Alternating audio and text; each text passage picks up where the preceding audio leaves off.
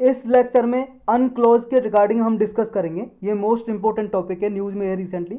इसकी full form है United Nation convention on the law of the sea. एक तरह से ये सी में, समुद्र में जो ओशन है, ओशन में क्या रूल नियम होने चाहिए ट्रेड के, मैरीटाइम सिक्योरिटी के, सेफ्टी के, इसके कुछ लॉ हैं कि कितना वाटर कितने किलोमीटर तक किस कंट्री का अधिकार रहेगा और किसका नहीं रहेगा। ये इसमें कुछ रूल डिफाइन किए गए हैं इस United Nation convention law of sea में। एक तरह से समुद्र के लिए कानून, रूल्स, नियम यूनाइटेड नेशन के। देखो, चाइना रेजिस्टेंस करता है, रोकता आया है अनक्लोज के कुछ रूल्स नियम को, लेकिन उसके बावजूद अभी आप सबको पता है India United nation security council का अगस्त महीने के लिए प्रेसिडेंट बना है।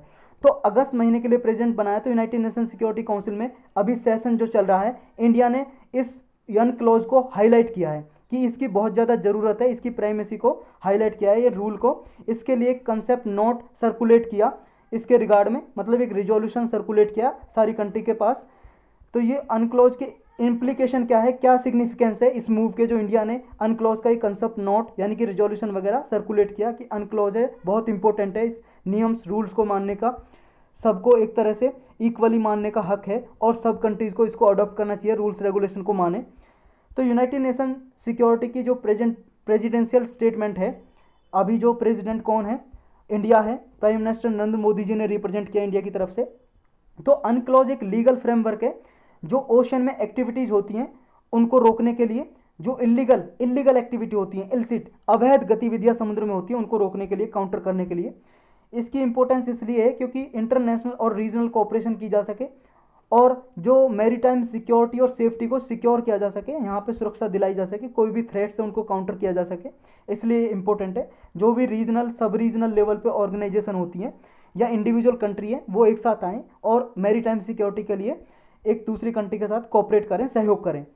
जो मैरीटाइम सिक्योरिटी है, ये एक stand alone, first ever stand alone discussion था जब ये यूनाइटेड नेशन सिक्योरिटी काउंसिल में किया गया मैरीटाइम सिक्योरिटी के लिए। तो चाइना का रिस्पॉन्स क्या है? देखो, चाइना का रिस्पॉन्स ये है, चाइना ने भी अभी डिप्लोमेटिकली सबमिट किया है अपना रिस्पॉन्स, और उसने, क्योंकि इंटरनेशनली सीवियर प्रेशर चल रहा है चाइना के ऊपर, तो चाइना ने प्रेशर में आके अनक्लोज की प्राइमेसी को असर्ट किया, दावा किया हाँ कि अनक्लोज जरूरी है। लेकिन चाइना की अग्रेसिवनेस देखने को मिली है बहुत जगह पे, जैसे साउथ चाइना सी है, इसके बारे में बहुत बार हमने डिस्कस किया है। ईस्ट चाइना सी है, ये देखो आप, ये चाइना है, चाइना दिखाई दे रहा है, ये साउथ चाइना सी है, ये ईस्ट चाइना सी है। यहाँ पे चाइना की अग्रेसिवनेस देखने को मिलती है।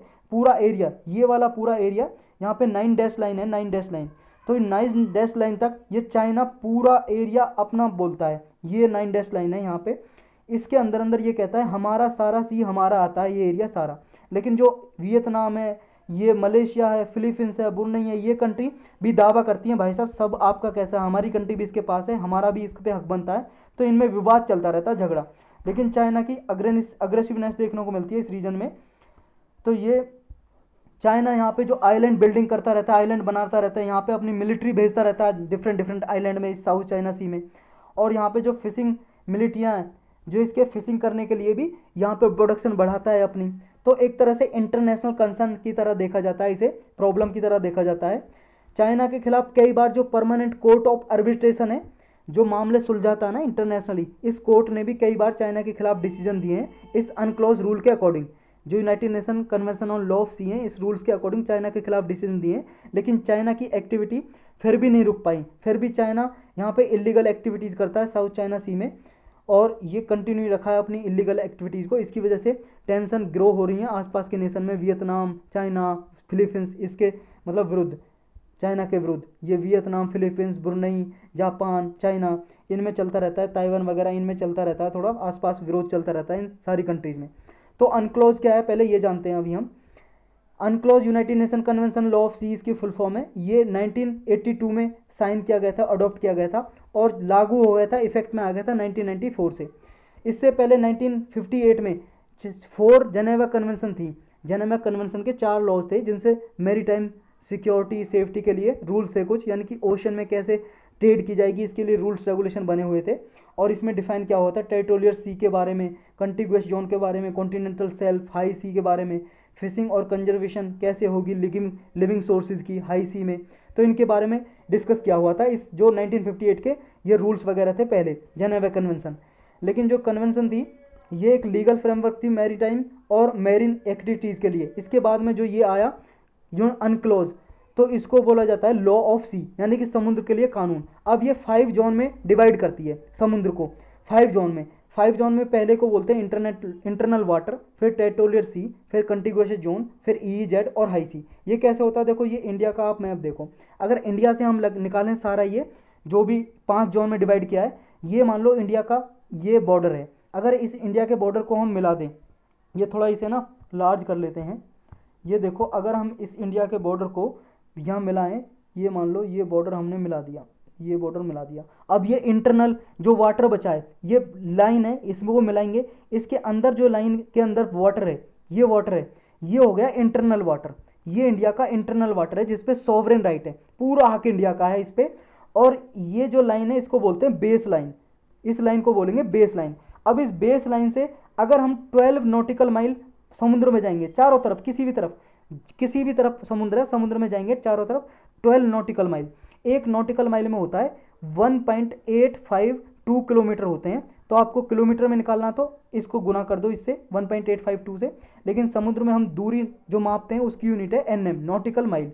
ये स्पेलिंग है NAUTICAL, ये नॉटिकल माइल। माइल की स्पेलिंग आप जानते हो। ये नॉटिकल माइल में इतने होते हैं, मैंने बता दिया इसमें कितने किलोमीटर होते हैं।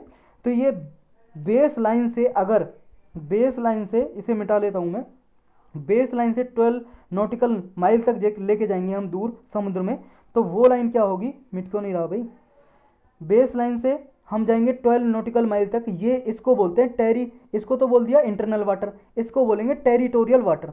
टेरिटोरियल वाटर, इस पे भी पूरा सॉवरेन अधिकार किसका है, इंडिया का, मतलब किसी भी कंट्री का। अगर समुद्र से 12 नॉटिकल माइल तक जाएंगे, फिर 12 नॉटिकल माइल से अगले 12 नॉटिकल माइल तक, अगले 12 नॉटिकल माइल तक उसे बोलेंगे कंटिगुअस जोन। कंटिगुअस जोन, ये कंटिगुअस जोन भी लगभग बेस लाइन से 24 नॉटिकल माइल और इस जो टेरिटोरियल वाटर है उससे 12 नॉटिकल माइल तक, इसे कंटिगुअस जोन बोलेंगे या कंटिगुअस वाटर या जोन। ये इस पे भी अधिकार उसी देश का होता है। अब इससे या तो बेस लाइन से लगा लो, बेस लाइन से 200 नॉटिकल माइल तक, 200 नॉटिकल माइल तक, इसको बोलेंगे exclusive economic zone. Exclusive economic zone, EEZ, ये स्पेलिंग आप यहाँ पे देख सकते हो, ये EEZ एक्सक्लूसिव इकोनॉमिक जोन। तो ये हो जाएगा 200 नॉटिकल माइल तक, क्या हो जाएगा, EEZ। और EEZ से आगे, इस EEZ से आगे कहाँ गया, ये 200 नॉटिकल माइल से आगे ये सारा होता है हाई सी, इसे बोलते हैं हाई सी। अगर EEZ में किसी को आना कंट्री को, तो पहले परमिशन लेना पड़ेगा। अगर मान लो अमेरिका को, चाइना को यहाँ से जहाज गुजारना है, अपना शिप गुजारना, पानी का जहाज, तो इंडिया से परमिशन लेनी पड़ेगी 200 नॉटिकल माइल्स तक। और जितने भी मिनरल्स वगैरह हैं वो एक्सप्लोर कर सकता है कोई भी कंट्री अपने 200 नॉटिकल माइल्स तक। लेकिन इससे बाहर उस पर सबका इक्वली अधिकार होता है हाई सी पे, मतलब 200 नॉटिकल माइल से आगे हाई सी में सबका समान अधिकार होता है। तो ये 5 जोन में डिक्लेयर किए इसने, अनक्लोज ने। और अनक्लोज जो है ये भाई साहब ओनली इंटरनेशनल कन्वेंशन है जो फ्रेमवर्क तैयार करती है स्टेट जुरिस्डिक्शन के लिए मैरीटाइम स्पेस में। अभी ओनली इंटरनेशनल कन्वेंशन है, मतलब एक ट्रीटी है, संधि है, एग्रीमेंट है। और ये प्रोवाइड करते हैं कि maritime zone, different maritime zone के लिए डिफरेंट लीगल स्टेटस क्या होगा। जो लीगल स्टेटस हमने अभी डिस्कस किए, 12 नॉटिकल माइल, 12 मतलब 24 नॉटिकल माइल और 200 नॉटिकल माइल, तो ये डिक्लेयर करती है ओनली कन्वेंशन, इंटरनेशनल कन्वेंशन है ये। तो यही था इस लेक्चर में इसके बारे में।